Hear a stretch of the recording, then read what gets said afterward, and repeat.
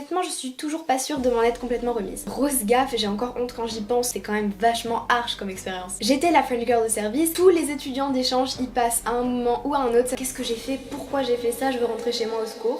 Faire une année d'échange, c'est cool, genre vraiment cool, et la mienne a été une des meilleures expériences de ma vie. Et sur cette chaîne, je vous partage beaucoup ce que j'ai vécu, mais principalement les bons aspects. Mais une année d'échange, c'est pas que du positif. C'est aussi des mauvais moments, et puisque je ne suis pas là que pour vous vendre du rêve, on va parler des pires moments de mon année d'échange. Ça reste mon histoire et mon ressenti, mais je pense que dans l'ensemble, ça s'applique à beaucoup d'étudiants d'échange. Et si vous n'êtes pas prêt à faire face à ces mauvais moments, vous n'êtes pas prêt à partir. Je vais vous raconter tout ça, c'est parti.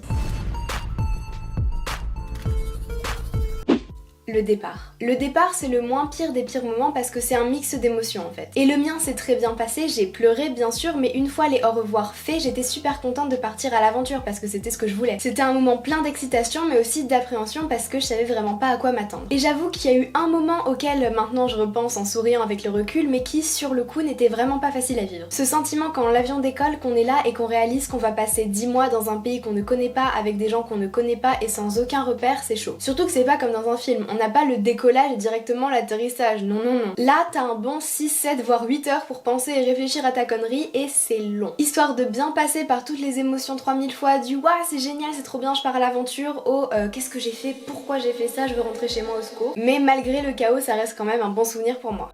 Noël. Pour rester dans le thème des moments mixtes en émotions, chez les étudiants d'échange concernant Noël, il y a deux écoles. Ceux pour qui Noël se passe super bien sans réelle tristesse et qui kiffent, et ceux qui passent un mauvais Noël et qui sont tristes parce que leur famille leur manque. Et même si moi je fais partie du premier groupe parce que mon Noël là-bas s'est super bien passé, je me suis dit qu'il y a tellement de gens qui vivent mal leur Noël aux États-Unis ou en année d'échange tout simplement que je me suis dit qu'il fallait quand même en parler. Comment tu vas vivre ton Noël en échange dépend de plusieurs choses. Premièrement, bien sûr de ta famille d'accueil parce qu'il y a l'ambiance et comment ils t'intègrent qui va jouer, mais aussi et surtout l'état d'esprit avec lequel tu abordes ce Noël. Je mentirais si je disais que j'ai pas ressenti un peu de nostalgie pour le Noël que je ne passerai pas avec ma famille. Mais j'ai préféré relativiser et me dire que je devais profiter de ce Noël-là avec cette famille parce que des Noëls chez moi, il y en aurait plein d'autres, alors qu'un Noël avec cette famille-là que j'adorais, il y en aurait pas d'autres. Bien sûr, je vous conseille quand même d'appeler votre famille ou de leur envoyer un message en leur souhaitant joyeux Noël, là n'est pas le sujet, bien sûr, parlez-leur quand même. Mais essayez vraiment d'avoir votre esprit là où vous êtes et pas là où vous n'êtes pas, et essayez de profiter un maximum tout simplement parce que ça se reproduit pas deux fois encore une fois. Tout est une question de perspective.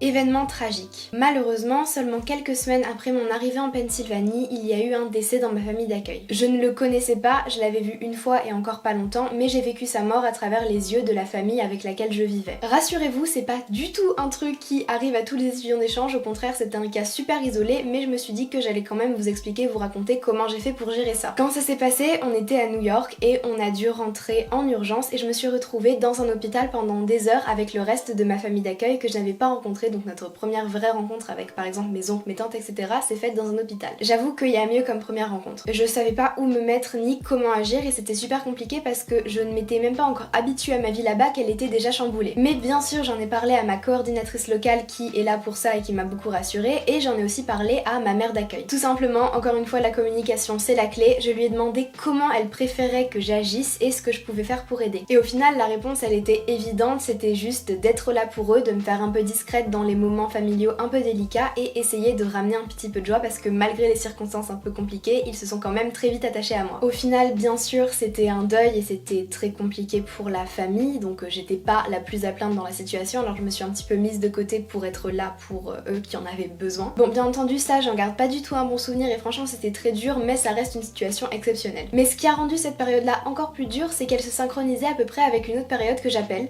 l'adaptation générale. On n'en parle pas assez, mais pendant les premiers temps d'une année d'échange, il se passe pas mal de trucs au niveau du corps. Je sais pas si c'est le cas de tout le monde, mais je sais que c'est le cas de beaucoup de gens. J'étais tout le temps fatiguée et j'avais tout le temps faim, en fait j'avais l'impression d'avoir mes règles en continu. En fait, vu que je devais m'habituer à parler anglais au quotidien et être vraiment immergée dans l'anglais, c'était assez compliqué pour mon cerveau de suivre. D'ailleurs, moi je parlais déjà très bien anglais, donc j'imagine même pas ce que ça doit être pour ceux qui doivent en plus apprendre la langue. Courage les frérots, on n'est pas ensemble. Non seulement ça, mais je devais aussi m'habituer à un nouvel environnement, m'adapter aux différences culturelles, tout était nouveau. Et mine de rien, tout ça, ça crève. En plus de ça, vu que mon alimentation et mon rythme de repas avaient changé, j'avais tout le temps faim. Vu que les horaires de repas n'étaient pas les mêmes et que la nourriture américaine est moins nourrissante que la nourriture française, mon métabolisme a mis du temps à s'adapter. Donc ça, c'est pas une période facile, mais ça va vu que c'est dans les premières semaines et qu'il y a l'euphorie et tout ça. Ce qui est un peu plus dur, c'est que dès qu'on en sort, on rentre dans le moment de flottement. On me demande souvent si les premières semaines d'une année d'échange sont dures à vivre, et elles le sont à cause de l'adaptation générale, mais pour le reste, franchement ça va. Parce que les premières semaines, on a encore cette euphorie de la découverte et de la nouveauté. Et aussi on est encore intéressant aux yeux de tout le monde parce qu'encore une fois on est nouveau. C'est au bout de quelques semaines, quand on est là depuis assez longtemps pour avoir une routine fixe et des habitudes stables, mais pas pour avoir une vie sociale remplie et des amis, que ça devient vraiment compliqué. C'est ça que j'appelle le moment de flottement, de transition. Et c'est selon moi le moment pendant l'année le plus compliqué à vivre, c'est assez violent. C'est à ce moment-là que j'ai vraiment appris à me suffire à moi-même et à apprécier ma propre compagnie. Parce que j'ai beaucoup été seule. Tous les étudiants d'échange y passent à un moment ou à un autre, ça peut durer plus ou moins longtemps. La mienne a duré quand même pas mal de temps à cause de raisons dont je parlerai peut-être un jour. Tous les jours, j'allais au lycée, je passais ma journée plus ou moins seule parce que même en classe ou quand j'étais entourée de gens,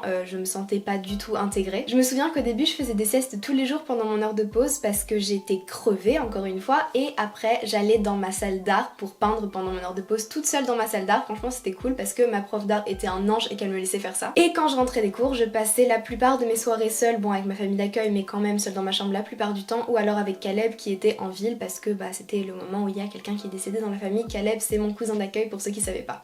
Le moment de flottement c'est le truc le plus compliqué à vivre pendant l'année d'échange, mais je suis quand même contente d'avoir vécu ça parce que mine de rien ça m'a vachement forgé.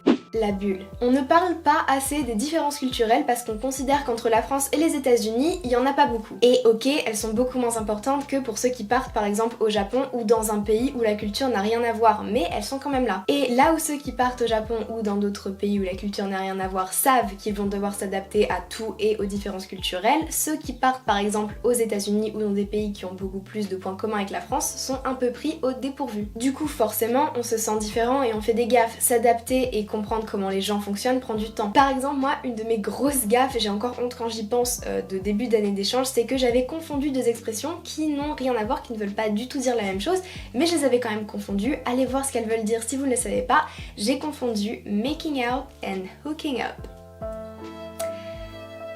Je sais, merci.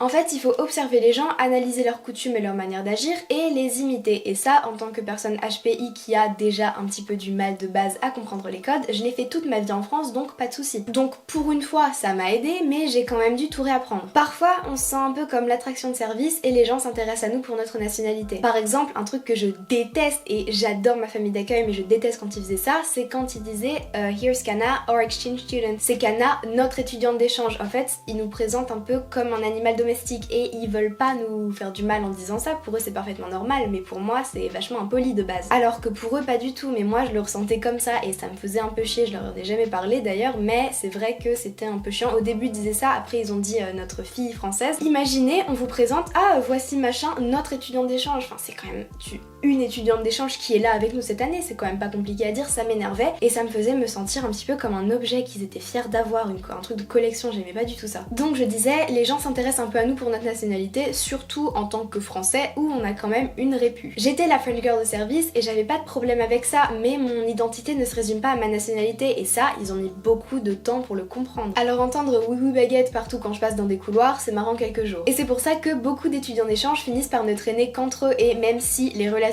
entre étudiants d'échange sont absolument géniales, c'est quand même dommage. Et tout ça, ça va accentuer encore le sentiment de solitude à tel point qu'on va se sentir comme dans une bulle. Mais cette bulle se perce quand on commence vraiment à s'intégrer et c'est à peu près en même temps que se dissipe la période de flottement. Maintenant, je vais vous parler du vrai moment le plus dur d'une année d'échange, celui que j'ai extrêmement mal vécu, je suis sûre que vous savez de quoi je parle.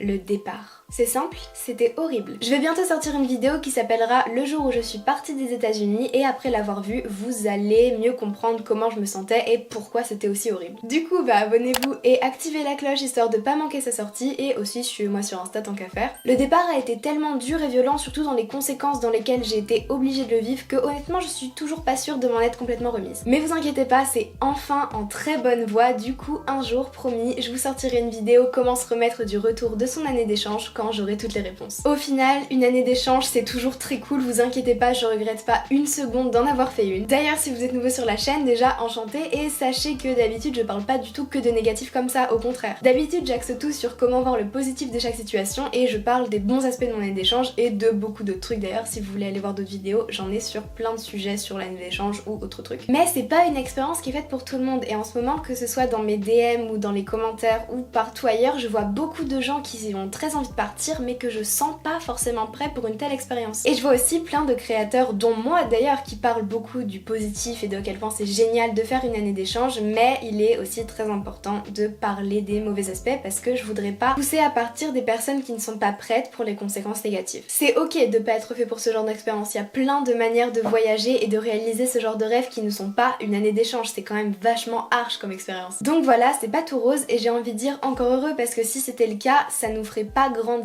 autant et c'est quand même un des objectifs du truc. Et croyez-moi, pour faire grandir, ça fait grandir. On me dit souvent que j'ai un discours assez mature pour mon âge et c'est le fruit de beaucoup de renseignements et de lectures, mais aussi de ce genre d'expérience. Voilà, c'est la fin de cette vidéo. La prochaine vidéo que je vais sortir sera une vidéo un peu plus poétique à l'image de la lettre à la moi d'avant une année aux États-Unis. Sauf que cette fois, elle s'adressera pas à la moi du passé, mais à quelqu'un dont j'ai jamais encore parlé sur cette chaîne, ou alors très vaguement, vous verrez. Vous savez très bien ce que je veux dire, abonnez-vous pour la regarder, activez la cloche, suivez-moi aussi sur Insta, c'est là que je poste toutes mes actualités et que je vous donne l'opportunité d'interagir dans mes vidéos le plus, parce que c'est là que je vous pose des questions, bref, allez-y. Et c'est aussi là que je réponds à tous mes DM. A bientôt pour de nouvelles aventures, je vous dis à la prochaine.